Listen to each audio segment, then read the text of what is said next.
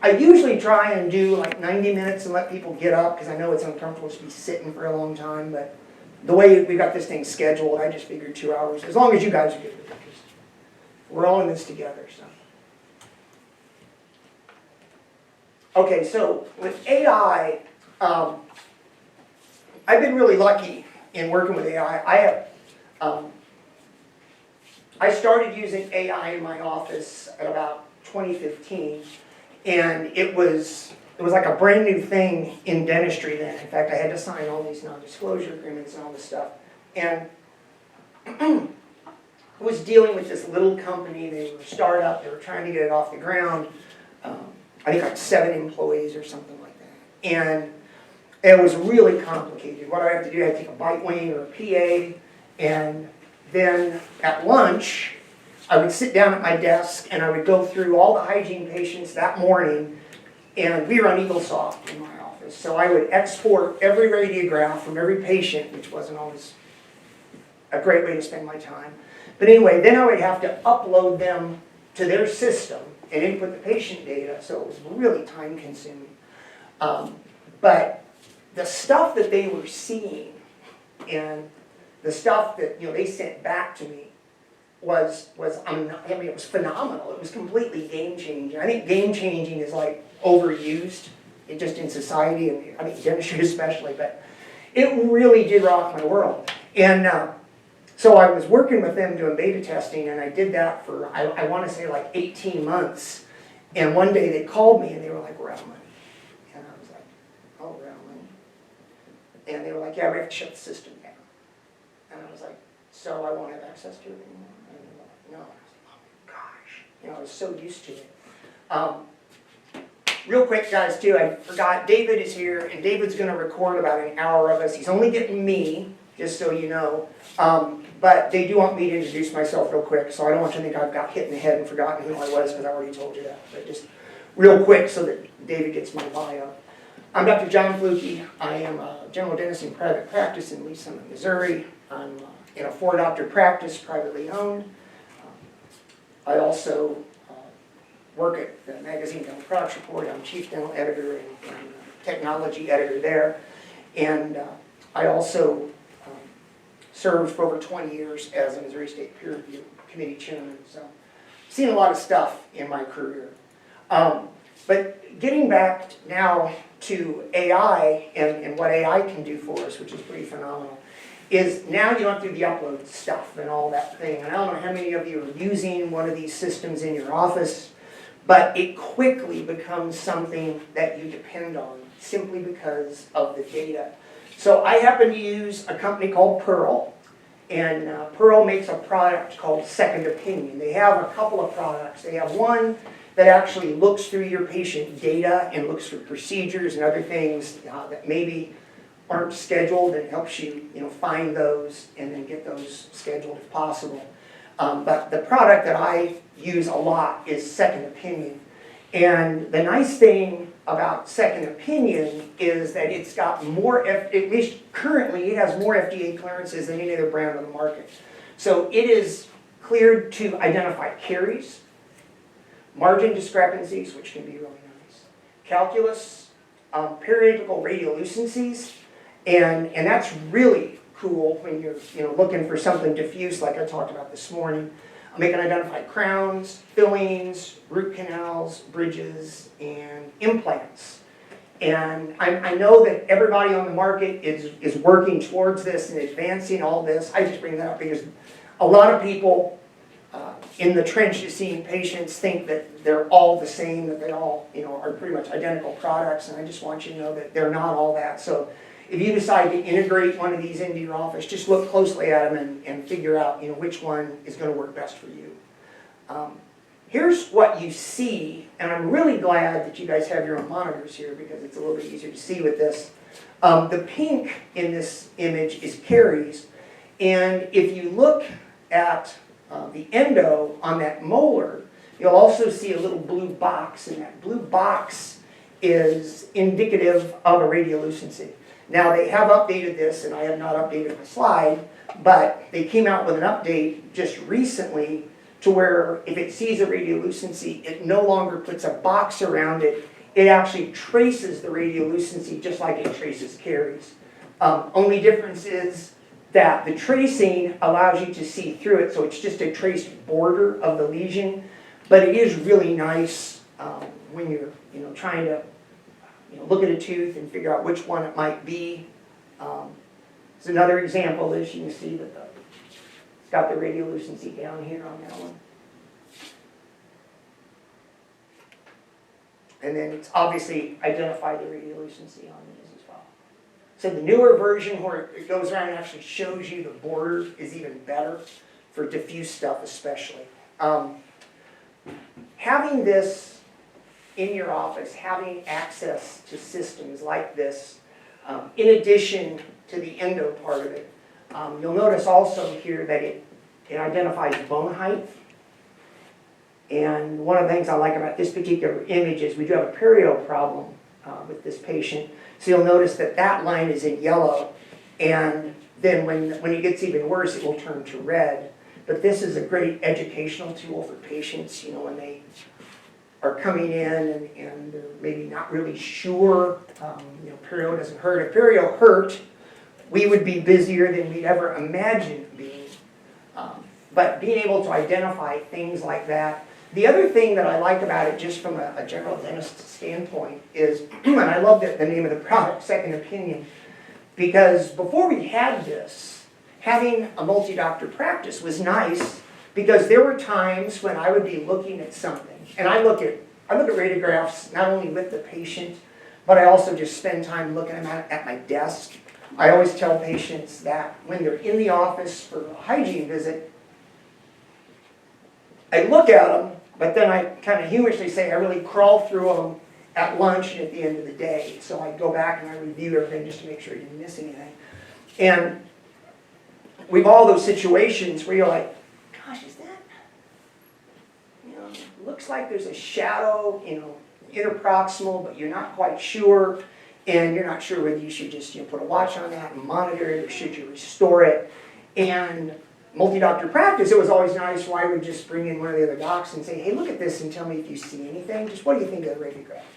And it's nice having somebody give you a second opinion. So I think it's kind of cool they named the product that. But being able to get that data and see things, computers literally see in, like at this point, like billions of shades of gray. And I talked a little earlier about filtering and putting enhancements and stuff on these, which, excuse me, all of your viewing software that we're just using in our office normally, has all these filters that you can throw on things. And one of the ones that I've always loved has been there's one in EagleSoft that takes some of the gray out, and it makes the image a little bit more grainier. But it also shows you better contrast, and I really like that. And the weird thing is, computers see in literally billions of shades of gray, and the human eye, studies have shown, can see between like 30 and 450 shades of gray, but the average human being sees between 30 and 100. So when you take a really good radiograph, and you look at it, we're limited by nature, by what we have to view this in. And the computer sees a lot more nuances and a lot more differences. And we've even gone through a change in my practice now, where if we see something on the radiograph that Pearl has marked, if we don't feel it needs to be restored, we have a function where we can put a watch. I hate the word watch. I wish it said monitor, because I think that's a better word than watch.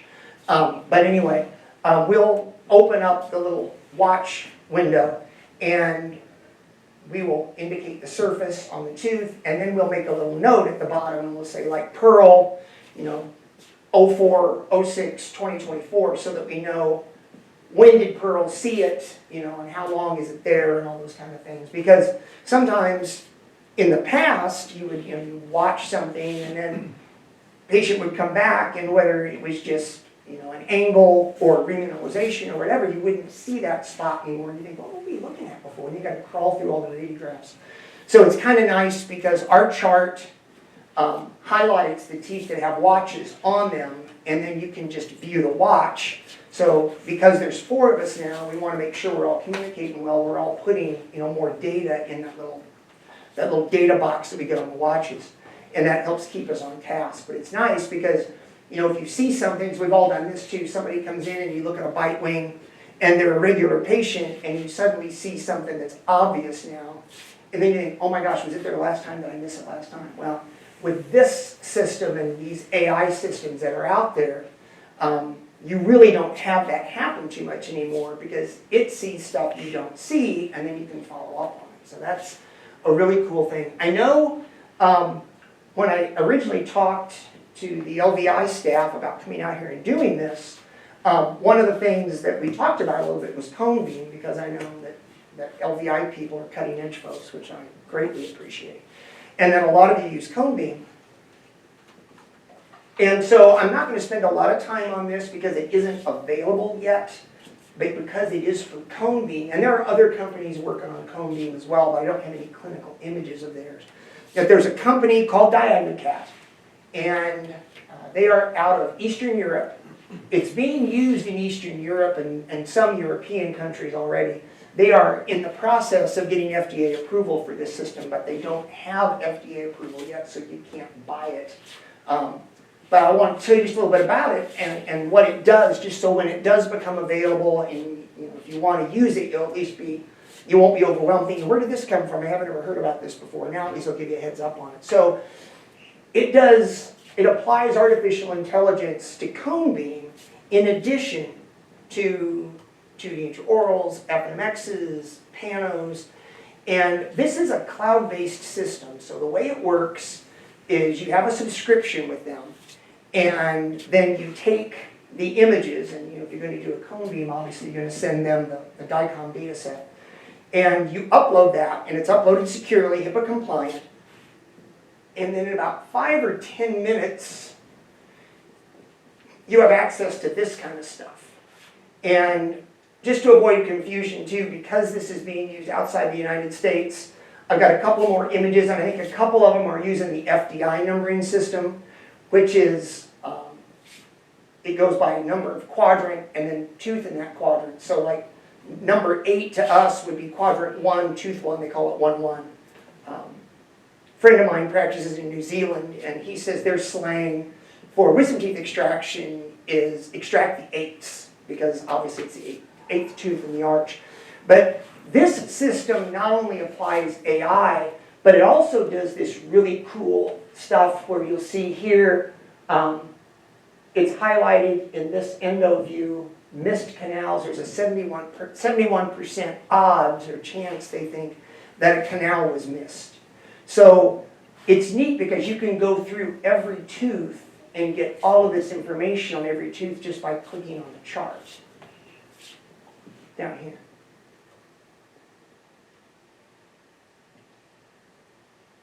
And then this to me is really cool. Now, this is not my patient.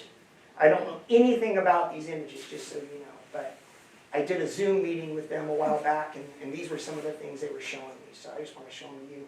So you've got a pano here.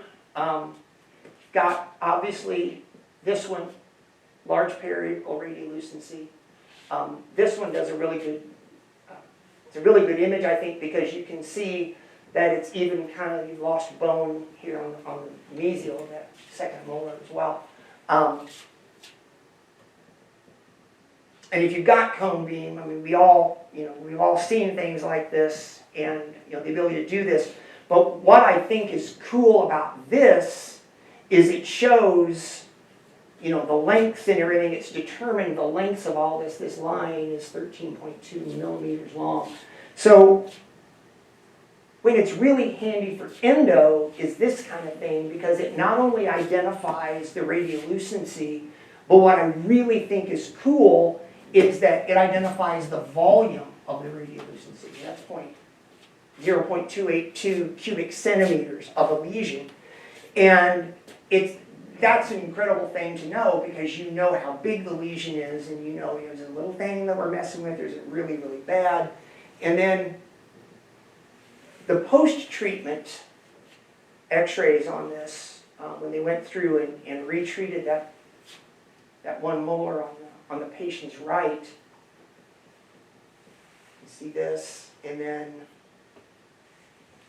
down here you'll notice now measured volume 0.020 cubic centimeters. The great thing I think about that is that you know the lesion is healing. Now,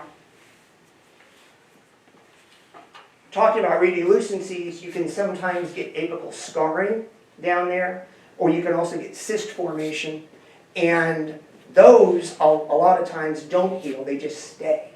And that's the other thing about radiolucencies, if it's especially a radiolucency on something that's already been treated, is it painful, is there swelling, all these things, because not everything that has a radiolucency necessarily needs to be retreated. But I think, what I really think is cool about this is you can go back later and take another scan, and depending on your system, if you've done endo and you just want to know what it looks like here, you can take a pretty small volume and just get, like that quadrant or, that tooth or whatever, but you can actually see that you're getting healing, and I think that is really super cool. And then there's a final panel on that, and I don't know about all of you, but I did not think there was any hope for this tooth at all when I looked at the first panel. I thought that one was hopeless, and I'm amazed at how well this thing healed.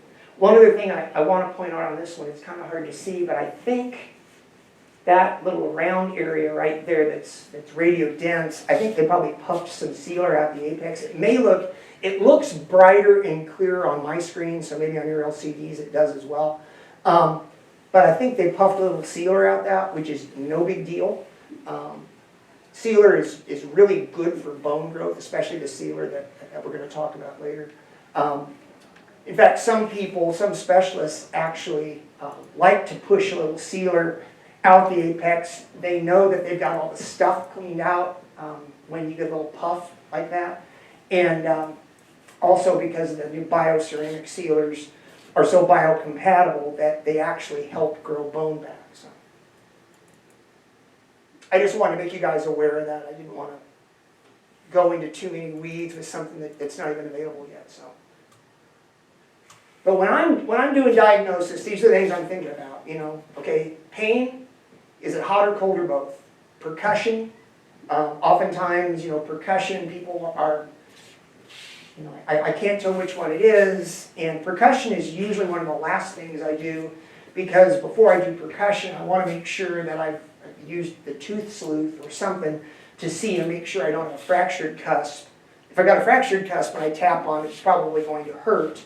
But if I know that the fracture isn't there and the tooth is sound, and then I tap on it and I get a response, then I've got a much better idea. Okay, I think there's something wrong with this one. We'll run the electronic pulp test. Palpation is always nice. If people come in and I can't tell which tooth it is, or oftentimes running your finger over the apical areas of the teeth in the buccal vestibule will give you a better indication. A lot of times people will come in and like I'm getting a pain up in my nose, which is very frequently, if it's endo or endodontic treatment needed, they'll have a little tenderness right at the apex of that maxillary canine, and that's right even with the ale of the nose, so even pain up that high can be indicative. Obviously lingering pain, their history, your radiographs, all of that stuff is what goes into making a diagnosis for me. So real quick, I want to tell you one story that I think is interesting, and once again bringing cone beam into this, and then we're going to talk about apex locators too. When I was taught to do endo, you took a pre-op radiograph. You took a radiograph when you introduced files because you wanted to get the length, and you used the radiograph to determine the length of where the file is. Then you would take a cone placement radiograph, and then you would take a post-treatment radiograph. And what I found with the apex locator is I don't take the file image anymore. I don't take a PA of file placement. because often what you see on the radiograph isn't exactly what's going on. And I want to tell you a quick story about this. I've actually got a photo of another case, but anyway. A friend of mine named Mark, who is a great dentist, he had this lady, and it kind of reminds me of practicing in a little area where he has to do a lot of stuff because the referrals for him are in the big city, which is like an hour's drive away. So he had this lady come in, and she had a very well done looking endo on tooth number 6. And the crown was fine, the endo looked great. And the first time he saw this lady, he's a new patient, one thing she said was, every once in a while, like if I push up here, this thing is sore. And I had this root canal done like 5 years ago. And every time I touch up here, if I push, it hurts. I don't have to push very hard. So Mark looked, he didn't see any sign of any kind of, periodical pathology. He couldn't palpation caused pain, but that was it. And he wasn't sure what was going on, but he told the lady, he said, I don't think the endo needs to be retreated. It may just be kind of a freak of nature kind of thing. So I don't want to do anything to this. Let's just leave it be. So finally the lady came in one day and she was like, this thing hurts and it continues to hurt and I feel like it's getting worse. So he took an image, still didn't see anything. And finally the lady was like, please just take it out. I just want the tooth out. I'll do an implant, but I do not want this tooth in my mouth anymore. So he extracted the canine. He's a phenomenal surgeon. He extracted the canine. And what he found was that the radiographic apex was not where the actual physical apex was. He said, I took that thing out, and directly on the lingual, there was 6 millimeters of gutta percha sticking out that was even with the apex of the tooth. So the apex of the tooth was, actually up here somewhere, but it had been instrumented 6 millimeters long, and then the cone was placed there, and because of the angle of that PA, everything looked wonderful. So, just one of those things that I rely on the apex locator. If I don't have an apex locator, something should happen and I don't have an apex locator available to me, I don't want to do endo. I mean, seriously, it's that simple. I'll reschedule people. Fortunately, I've got, I don't even know how many, 3, I think, apex locators in the office. But anyway, so just real quick to reinforce things, be digital or be legible, record your tests, record those results. If you've got your doubts or suspicions, put them in there too. If you think potentially more than one tooth, indicate that. And as many images as you can take are helpful not only for diagnosis, but just to protect yourself, just in case things don't work out. And make sure you provide a diagnosis. This is really important. A good friend of mine who was the president of the Kansas Dental Board for several years, and he said one of the things that they wanted in their charts from doctors, and doctors got in trouble for not doing this, is that they would come in, patient has a toothache, needs endo. And it's like, you need to provide a diagnosis. You need to say irreversible pulpitis. It's that simple. So just, that's my one little thing, is always make sure that you record the diagnosis for this. Because even though I think any dentist that would read your records would go, oh yeah, I know exactly what you're talking about.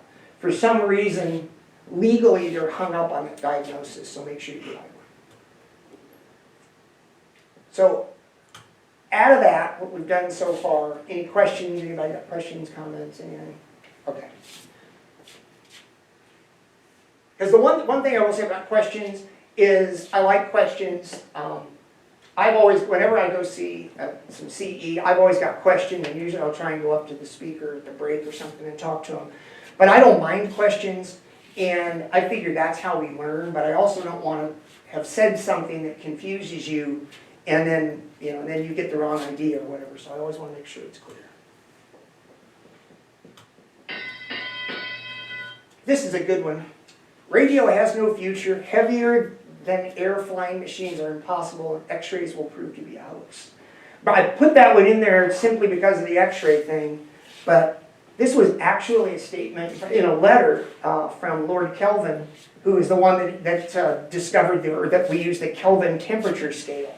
And at one point in time, he had more letters after his name than anybody in the British Empire, and yet he was wrong on a few things. So you can be even smart and make mistakes. So let's talk about case selection now. So the one thing that I have seen people do, and whether it's endo or whatever, is people will get a new idea or a new technology.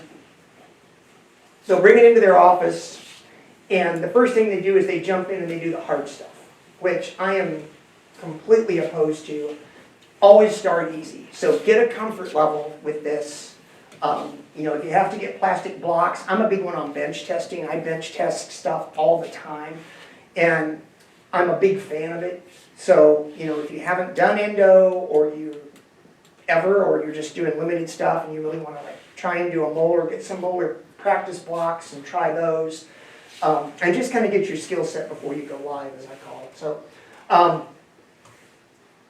but if you haven't done endo before, it's been a while, or you just want to do the really simple stuff, start with your simple cases. And I'm a big fan of, once you've done some things, whatever it is in life, and you get some experience, and then you start to get your comfort level, once you get to that point, then things fall into place. But it's easier to start simple than to jump into the deep end. So people are like, okay, well, define one for me. So let's take a look at this. Simple cases, maxillary second premolars. My friend Mark, again, same guy that had that tooth number 6 thing. Mark and I went to school together, so we're both same age. And he and I were talking. It's kind of a funny story. There were 4 of us, 4 friends. We flew down to Tampa for a CE course. And it's funny because we don't live around each other, but we somehow all connected to the same flight through St. Louis. So we all met in St. Louis, got on the plane, and we're flying down to Tampa, and we're laughing, and we're carrying on, and we're having fun. We haven't seen each other in a while. And Mark says, he says, when I retire, I just want to specialize in diseases of tooth number 4. And we're like, what are you talking about? And he says, you know what? You extract number 4, it's almost always a conical root. You just elevate it, and usually it pops right out of the side. And he says, it's on my side, so it's easy to get to. It's a maxillary tooth. You can get it numb easy. It almost always has only 1 root canal, so the canals are easy. The canals are usually big, and it's easy because it's on my side. It's easy to see and all this kind of stuff, and I just thought that was hysterical. So then we go to Tampa. We're there for like 4 days for this course, and we get home, and I get an email from another friend who was with us, and he said he sat down on the plane. On the way home, we all took different flights home, and he said he sat down on the plane, and there was a gal sitting next to him, and they struck up a conversation, and he told her that he was in Tampa for a dental course, and she was like, you're a dentist? And he was like, yeah. She said, I was on a flight down here the other day, and what's so funny about tooth number 4? So she had evidently been sitting somewhere close enough to hear us, and my friend was like, oh my gosh, you told her the story. But then maxillary second premolars frequently have 2 canals that really touch more difficult, simply because you've just got 2, but they're easy to get to, and they're usually very straightforward. Maxillary incisors are good. I stayed away from mandibular incisors in the early stages of this, and the reasons for that is, if you haven't done endo before, the access, because the tooth is so small, the access can be a little tricky, and they can sometimes have funky little apical deltas and stuff at the apex. So it's better to start, I think, with the uppers, and then once you get a feel for this and how to irrigate and things you need, then they'll get simple. But simply the access, and then the fact that they frequently have kind of weird things at the apex make them a little bit more difficult in my book. Definitely doable though. Carries into pulp, obviously, nerves exposed, it's definitely going to be irreversible pulpitis. Go into things where you can see the canals. Almost every tooth, I can't remember one that I opened up into that I couldn't eventually find a canal. But when you're just getting started, the last thing you want to do is have to look and really look and have to watch the angle of your handpiece and all that kind of stuff. You don't want perfect on access.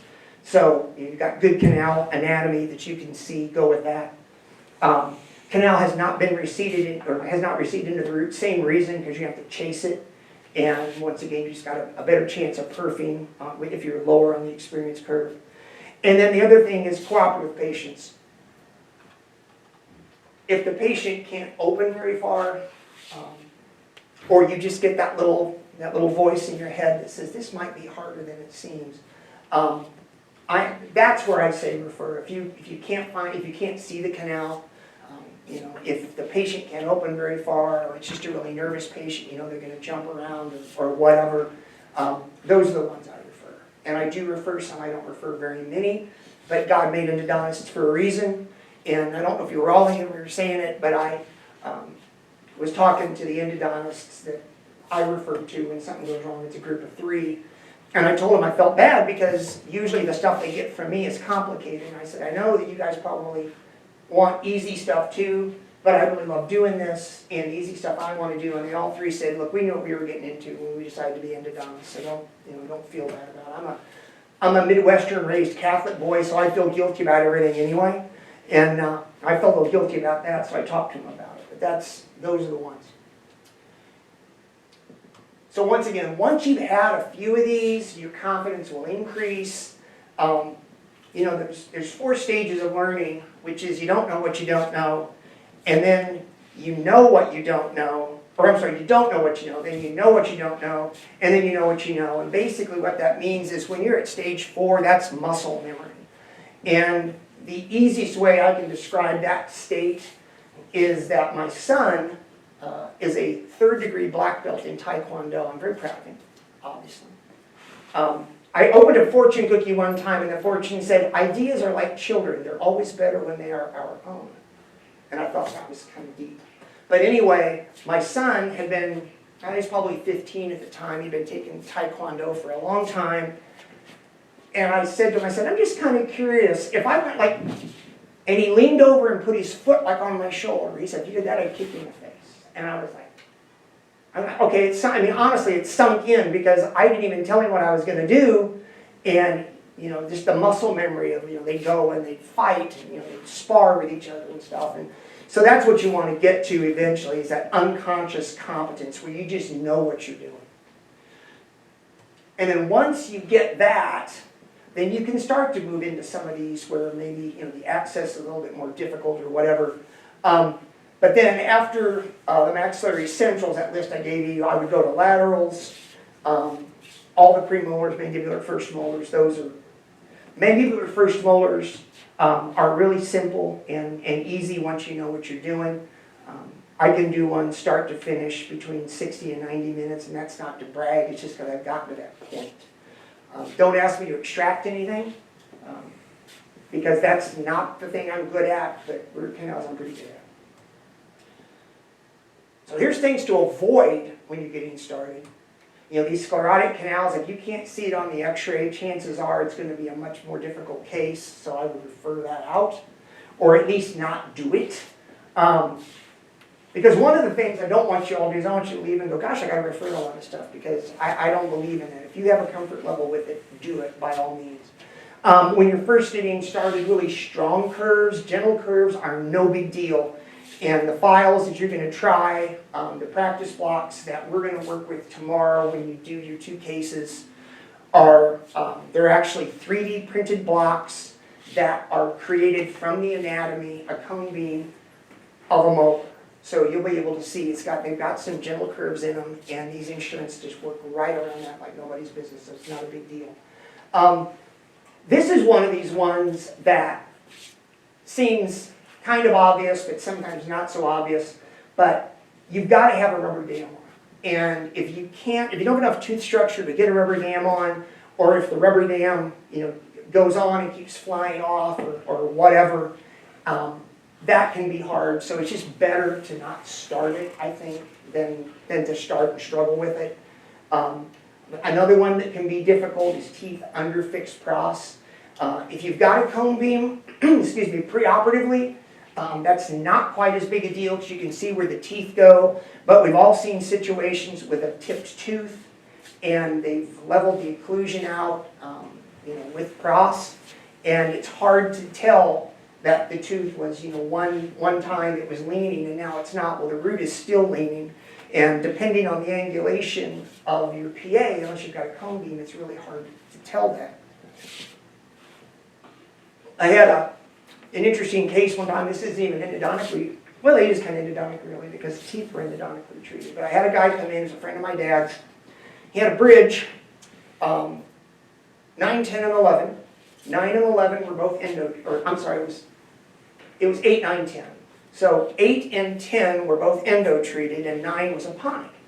And he came in and he said, yeah, my bridge is loose. He said it was first done 6 years ago, and then it got loose 3 years after that, so they did it again, and now it's loose again. And he said, I'm getting to retirement age, and paying for a new bridge every 3 years wasn't really a big deal when I was making money, but now I'm getting ready to retire soon, and I just want a permanent fix. So I looked, and I didn't like the endos. So I told him, I said, I think what we need to do is just extract these teeth and do implants. And he was okay with that. So I took cone beam, because you always want a cone beam when we're doing implants. And I looked at the cone beam, and I was looking at the lateral view. And I took like half the skull away, and I was looking at it, and I called one of the doctors. And I said, just look at this and tell me, I've got this with me. If you guys want to see it later, I'm not going to drop the slides and go rooting for it. But if you want to see it, I'll bring it up for you at lunch or something. But anyway, doctor looks at it, and she goes, well, it looks to me like the roots are going one direction and the bridge is going in another. And the roots were actually like tipped lingually. So I said to the patient, I said, Bob, just out of curiosity, did you have an underbite? Or he was like, oh yeah, those 3 teeth were all behind my lower front teeth. These on this side were overlapping, but these on that side were underlapping, so they just fixed it when they did the bridge. Well, what they had was roots going this way and bridge going that way, and so over time, didn't distribute the forces right. And that's a great cone beam story, because somebody might have thought to themselves, yeah, I could probably get the bridge off and then redo the endos, potentially. But you take the bridge off and suddenly you realize, oh my gosh, these things are not going anywhere where I thought they were going, because in the pans and the PAs, everything looked perfectly straight. So, a little bit more difficult is in the mandibular anteriors, or problems with access, whatever that is. If the tooth is at a funky angle, if the patient can't open very far, whatever that is. So questions on that kind of stuff, we good?